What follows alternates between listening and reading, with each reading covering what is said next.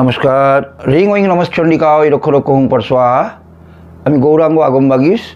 আজ আপনাদের কাছে শত্রু দমন। দেখুন, শত্রুকে দমন করতে যদি চান জীবনে কোনো দিন পারবেন না। কারণ শত্রুকে দমন মানে কি, আপনি হত্যা করতে পারবেন না। যদি পারত তাহলে স্বয়ং ভগবতী মহিষাসুরকে বধ করতেন না। মহিষাসুরকে কিন্তু প্রকৃত অর্থে মা বধ করেননি, তাকে দমিয়ে রেখেছিলেন মায়ের পায়ে তলায়। যে কারণে দুর্গাপুজোর সময় প্রত্যেক দুর্গাপুজোতে মায়ের সঙ্গেও কিন্তু মহিষাসুর একটি ফুল পান।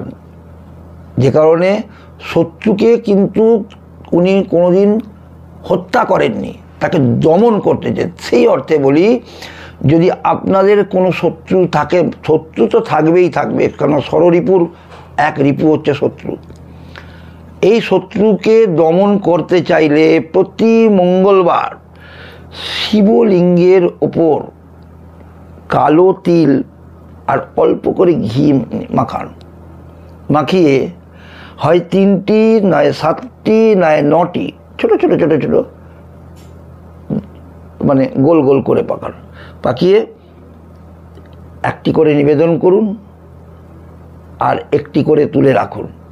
এই যখন নিবেদন করবেন 7 বার নিবেদন করবেন, 7 বার, 3 বার, 5 বার। অথবা 3 বার করতে পারেন, নাহলে 7 বার করতে পারেন, নাহলে 5 বার করতে পারেন, এটা আপনার ঠিক করে নেবেন। এবং যখন নিবেদন করবেন তখন কিন্তু বজরংবলীর বাণটা পাঠ করবেন।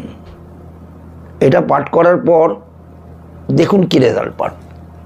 আশা করি প্রত্যাহত হবেন না। শত্রুকে দমন করতে না পারলেও শত্রু কিন্তু আপনার কন্ট্রোলে থাকবে।